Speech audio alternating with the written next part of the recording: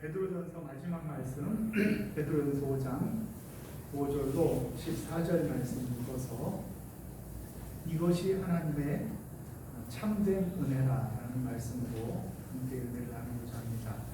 베드로 사도는 편지의 특징이 맨 마지막에 그 앞에 했던 그 편지의 내용을 이렇게 한 문장으로 정리하는 특징이 있어요. 그래서 베드로 전서는 이것이 하나님의 참된 은혜라. 그러니까 베드로 전서의 모든 말씀은 그 전체를 가리키면서 이것이 하나님의 참된 은혜다 이렇게 결론을 짓습니다. 두 구절 이렇게 두 파트로 나누어서 설교를 해야 되는데 한주가 부족해서 이제 5절부터 끝까지 이렇게 하도록 하겠습니다. 이것이 하나님의 참된 은혜라. 베드로서에 나오는 말씀들이 어떤 말씀입니까? 베드로서에 나오는 말씀들은 축복하고 좋은 이야기, 잘된 이야기를 그런 거를 말씀하시는 것이 아니고 우리가 베드로전서를 이제 다 훑어봤지만 그 베드로서의 말씀의 근간, 중심, 주제는 무엇이냐고 하면은 고난 가운데에서도 신앙을 지켜라. 그리고 그 고난은 너희들에게 저주나 나쁜 것이 아니고 그것은 오히려 하나님이 우리를 단련하시고 하나님이 우리를 세우시고 강건케 하는 도구다. 그렇게 말씀을 주셨습니다. 그러므로 우리가 고난 가운데에도 우리의 신앙을 지키면서 하나님의 기뻐하심의 뜻을 붙들고 끝까지 인내하는 것, 그것이 하나님의 은혜라는 것입니다. 우리는 하나님의 은혜예요. 이렇게 보통 이야기하면 어떤 경우에 그런 말을 씁니까? 내가 별로 한 것이 없는데 하나님이 많이 주셨다든지 나는 수고를 조금 했는데 많은 것을 얻었을 때 그때 우리는 은혜다 이런 이야기를 하죠. 그런데 베드로는 무슨 이야기를 하냐면은 우리들이 신앙을 지키기 위하여 고난받는 것, 그것을 하나님의 진짜 은혜다 이렇게 얘기하는 거예요. 그리고 그 고난도 단기간에 짧게 잠깐 있다 마는 고난이 아니잖아요. 그런데 오늘 베드로가 우리가 읽은 말씀 가운데 뭐라고 얘기합니까? 너희들이 영원한 영광에 들어가게 하시니가 잠깐 고난을 받게 했다 이렇게 얘기하죠. 그런데 이제 그리스도인들이 그 당시에 그리스도인들이 잠깐 고난을 받은 게 아니잖아요. 그런데 베드로가 사기성이 있는 겁니까? 왜 잠깐이라고 하는 거죠? 왜 잠깐이라고 한 것 같아요? 네? 그렇잖아요. 오늘 10절 말씀을 보니까 잠깐 고난을 당한 너희를 친히 온전케 하며 굳건하게 하시고 강하게 하시고 털을 견고케 하시리라. 베드로가 지금 혼신의 힘을 다하여서 고난을 받으면서 내가 왜 고난을 받아야 되지? 내가 하나님을 잘 믿는다고 했는데 왜 이렇게 고난이 있지? 이 고난을 내가 견뎌야 하는 거야? 포기해야 되는 거야? 고난 가운데 있는 성도들이 갈등하고 그리고 그 고난으로 인하여서 하나님 앞에 간절히 기도하는 그들에게 고난은 너희들에게 잠깐 있는 것이다. 실상은 긴데 잠깐 있는 것이다. 그런데 그 고난의 열매는 뭐냐? 너희로 하여금 고난당한 너희들을 온전케 하고 굳건케 하고 강하게 하고 털을 견고케 하는 목적 때문에 고난당하는 것이니까 너희들은 그 고난을 어떻게 하라는 거예요? 달게 받고 잘 고난을 이겨내라는 것입니다. 그리고 그 고난을 이겨내는 그 과정, 그 모든 과정을 뭐라고 얘기하냐면은 이것이 하나님의 진짜 은혜라는 거예요. 진짜 은혜. 우리가 잘 되는 것이 은혜가 아니에요. 성공하는 것만이 은혜가 아니에요. 어떤 영화에서 할아버지하고 손주가 테니스 시합을 했어요. 그래가지고 흙 테니스 밭에서 열심히 테니스를 치는데 실력이 거의 비등비등해요. 그런데 이제 마지막으로 이 할아버지가 서브를 넣게 돼 있는데 매치 포인트예요. 이 포인트만 따내면 할아버지가 이기는 거예요. 근데 서브를 그냥 딱 넣는데 이 꼬마 이 선주가 아니라 삼촌이라고 불렀으니까 뭐죠? 조카? 손주든 조카든 그게 중요한 게 아니에요. 그 애가 어떻게 됐냐 그러면은 못 받았어요. 그 에이스가 돼버린 거예요. 그러니까 이 할아버지가 막 좋다고 막 와 이겼다 막 그냥 그러는 거 아니에요? 그러니까 이 손주는 어떻게 해요? 테니스 채를 막 내려치면서 아유 이게 뭐야 졌네 그러면서 막 속상해하고 있으니까 이 막 춤추면서 좋아하던 할아버지가 아니라 이 삼촌이 나이가 많은 분이 그 애를 보면서 뭐라고 했냐면 야 너 왜 좋아하지 않고 그렇게 화내고 있냐 그러는 거예요. 그러니까 아니 내가 졌잖아요. 그러니까 이 나이 많은 어른이 뭐라고 얘기하냐면은 야 그게 무슨 소리냐. 남자는 실패를 통해서 성공을 통해서 성장하는 게 아니야. 실패를 통해서 지혜를 배우는 거야. 그러니까 너도 축하해야 돼. 그렇게 얘기한 거예요. 그게 무슨 말이냐고 하면은 우리는 이겨야지만 잘 되고 내가 많이 가져야지만 그리고 내가 노력한 거에 비해서 많은 소득을 얻어야지만 좋아하는데 하나님이 우리의 인생을 다루는 방법은 내가 많은 것을 소유하고 이겨야지만 하나님이 기뻐하시는 것이 아니라는 거예요. 하나님은 우리를 성숙시키기 위하여 이 땅에 우리를 두시는 거예요. 그러니까 오늘 베드로가 얘기한 강하게 하고 온전케 하고 굳건케 하고 털을 경고케 하고 이것이 하나님의 목적이에요. 하나님은 우리가 성장하고 하나님은 우리가 은혜 안에 강하여지고 하나님께서는 우리가 믿음 안에 아주 성숙한 사람이 되기를 원하는 거예요. 그 성숙을 위하여 우리는 하나님께서 성공해가지고 성숙시키기도 하지만 때로는 우리는 실패를 통해서도 우리를 성숙시켜 가시는 거예요. 그러니까 고난이라는 것은 하나님의 은혜예요. 은혜라는 말과 고난이 맞지 않는 것 같지만 베드로서의 결론은 뭐냐?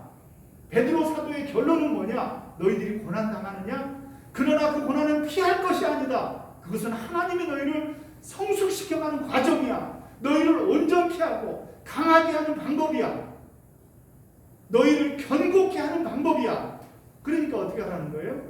그 고난을 피하거나 도망하지 말고 견디어 이기라는 거예요. 그런데 왜 잠깐이라고 했냐? 우리의 인생 자체가 잠깐이기 때문에 아무리 우리의 인생이 길어 보여도 잠깐이에요. 진호 군대가 있지만요. 군대 가서 면회 이제 곧 나올 텐데 면회 나오면은 휴가 나오면은 면회가 휴가 나오면 어떻게 해요? 야, 너 벌써 일병이냐? 벌써 상병이냐? 이런 얘기 하면 돼요, 안 돼요? 절대 하면 안 돼요. 사람은 고난 당할 때는요, 우리의 뇌가요, 그 고난 당하는 어려움 당하는 그 순간순간을 여러 조각의 영상으로 그것을 끊어서 기억을 한다는 거예요. 그래서 고난 당할 때는 시간이 너무 안 가요. 힘든 순간은 더 시간이 안 가는 것처럼 느껴져요. 시간은 똑같이 가는데 우리들이 밖에 있는 사람들은 금방 간 것 같아도 걔네들은 여러 커트로 그 어려움들을 기억해내기 때문에요. 그렇기 때문에 시간이 안 가는 거죠. 그래서 남자들이 나이 50, 60대도 언제쯤 얘기를 해요? 군대쯤 얘기하는 거예요. 군대 시절에.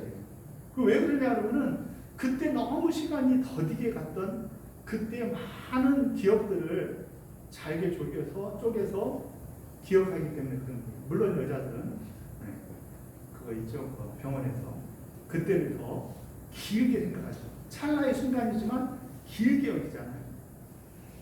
하나님은 우리의 인생이 긴 것처럼 우리가 생각할지 모르지만 하나님의 시간 속에서 우리의 인생을 보면은요 잠깐이에요. 연세 많으신 어르신들한테 여쭤보세요. 인생이 참 길지요? 이렇게 물어보면 뭐라 그래요? 꼴밤 맞아요. 야, 인생이 얼마나 빠른 줄 알아? 잠깐이야. 그렇게 얘기하는 거죠. 우리 인생은 잠깐이에요. 우리가 불티가 위로 나른 것 같이 잠깐 있다 없어지는 인생이에요. 그러므로 그 인생의 고난 가운데 우리가 놓였다 그래서 그 고난에 너무 집착하고 마음 쓰고 그러다 보면은 우리 인생이 너무 더디가고 힘들죠.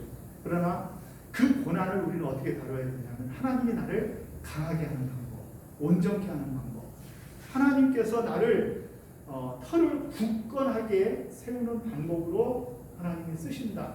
이런 자세가 저와 여러분들에게 있어야 될 줄로 믿습니다.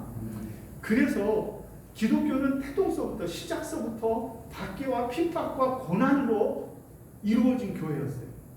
그러니까 로마의 운명이 마치기 전에 이미 기독교는 그 핍박과 고난 가운데 어떻게 되었느냐 그러면 로마의 정신세계를 다 지배해버린 거예요. 만일 기독교가 환영받고 각광받고 사람들에게 인기가 많고 그리고 기독교가요 많은 사람들에게 좋은 소리를 들었다고 하면은 그런 영향력이 그렇게 갑자기 생겨날 수가 없는 거죠. 몇 세기가 되지 않아서 로마를 정복해버리죠. 그것이 어떻게 이루어졌느냐? 고난 가운데 하나님이 우리를 강하게 하셨기 때문에 가능한 것이었어요. 그러므로 저와 여러분들은 하나님을 믿고 의지하여 하나님이 기뻐하시는 길을 가려고 할 때 당하는 고난을 두려워하면 안 돼요. 피하려고 하면 안 돼요. 그 고난을 어서 오라고 이렇게 생각을 하면서 그 고난을 하나님 앞에 최선을 다하여서 이겨나가시기를 주의 이름으로 축원합니다. 그렇다고 하면은 그 고난을 이겨나가는 우리 인생의 과정, 이것은 하나님의 진짜 은혜에 관한 하나님의 진짜 은혜는 바로 거기에 있다는 거예요. 하나님이 기뻐하시는 믿음의 성도들은요, 고난에 대한 올바른 생각을 가져야만 합니다. 혹여 고난이 없다고 하면은 그것도 문제이고, 그 고난을 우리가 피하고 고난을 마다하면은 그것도 문제이며, 그 고난에 굴복하고 타협하면서 고난을 무서워한다고 하면은 하나님이 기뻐하는 믿음의 사람이 될 수는 없습니다. 도리어 그 고난을 하나님의 진짜 은혜로 알아서, 진짜 은혜로 알아서, 이 실패가 하나님의 은혜일 수 있다는 생각을 가지고 하나님 앞에 내 인생을 내려놓으면은 하나님께서 잠깐 고난당한 우리를 온전케 하고 굳건케 하고 강하게 하고 털을 견고케 함으로 우리를 하나님이 사용하실 줄로 믿으시기를 주의 이름으로 축원합니다. 하나님이 기뻐하는 아름다운 그 고난에 대처하는 우리의 모습 속에 하나님께서는 영광을 받으십니다. 그 고난에 대처하는 방법은 겸손하는 거예요. 그 고난을 이겨낼 수 있는 방법은 기도하는 거예요. 기도하는 것. 그리고 그 고난을 이겨낼 수 있는 하나님이 우리에게 허락하여 주신 방법은, 이 고난은 나만 받는 것이 아니라 누구도 받아요? 누구도 받아요? 우리 9절 말씀 같이 한번 읽어볼까요? 9절 시작. 너희는 믿음을 굳건하게 하여 그를 대적하라. 이는 세상에 있는 너희 형제들도 동일한 고난을 당하는 줄을 알리라. 아멘.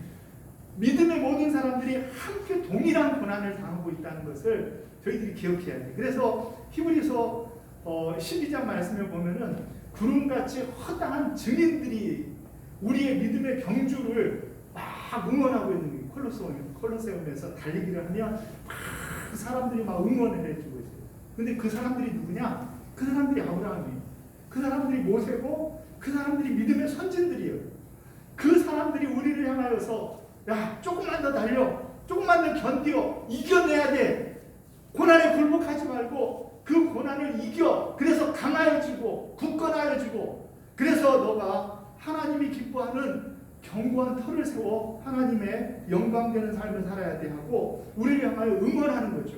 우리는 동일한 고난을 당하는 사람들이 우리에게 있다라는 것을 기억하면서 서로서로를 위하여 기도하며 서로서로를 향하여서 최선을 다하여서 아름다운 믿음의 경주를 할 때 하나님께서 때가 되면 우리를 높이실 줄로 믿으시기를 바랍니다.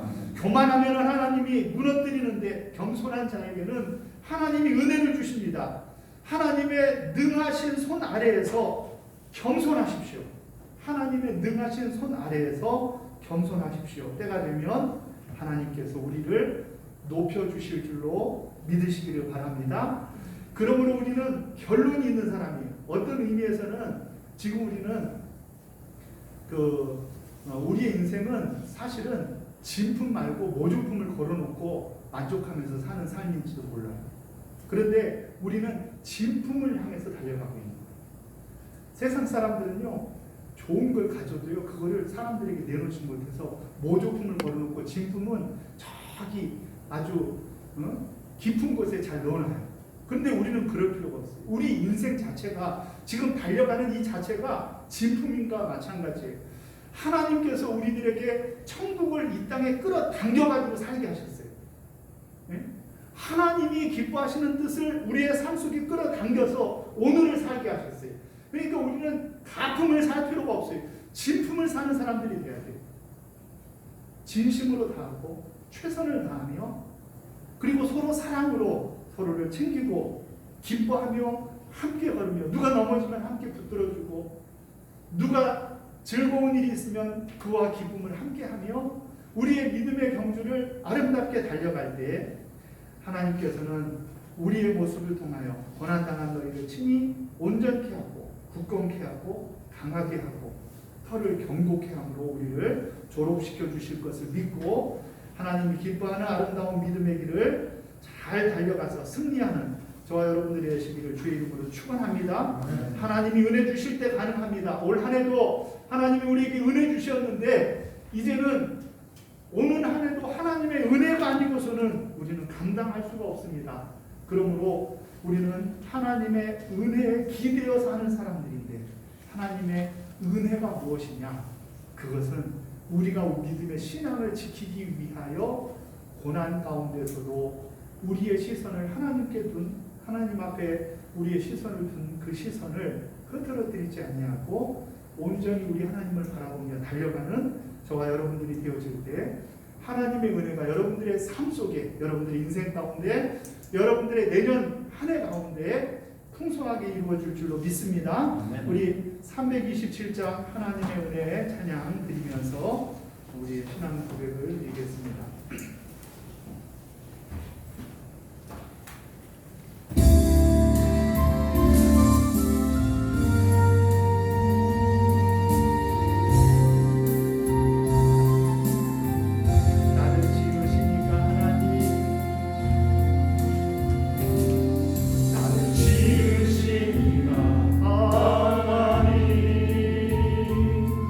나를 부르시니가 하나님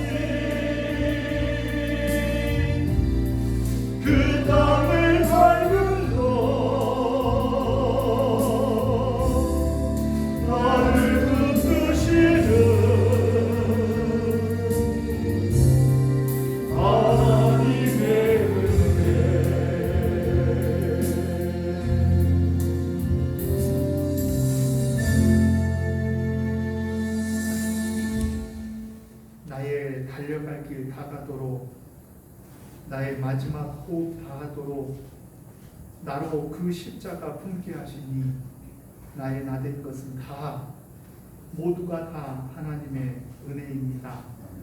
사랑하시는 주님, 한 해를 돌아볼 때 순간마다 걸음마다 주님 인도하시고 은혜 베풀어 주심을 감사합니다. 부족한 저희들이지만 주님 참으시고 인내하시고 도와주시어서 한 해를 잘 마무리하고 새해를 맞이하려 하오니 주님의 은혜 없이는 살 수 없음을 고백하며 우리의 호흡이 다하는 우리의 걸음이 다하는 그 순간까지 주님 십자가 붙들고 달려가는 우리 사랑하는 성도님들 되게 하여 주시옵소서. 이 코로나19로 인하여서 지치고 상하고 아픈 가운데 있지만 아버지 하나님, 주님이 아버지의 은혜 베풀어 주시어서 이 어려움을 극복하고 이 고난과 아픔을 극복한 이후에는 더욱더 우리가 정금같이 주님이 기뻐하는 모습으로 변화되게 하시며 우리 사랑하는 교회가 강하고 사랑 충만한 교회가 되어져서 이 지역을 복음화시키며 하나님의 뜻을 이 땅 가운데 세우는 일에 아름답게 쓰임받는 우리 사랑하는 교회, 사랑하는 성도님들 될 수 있도록 주께서 붙들어 주시옵소서.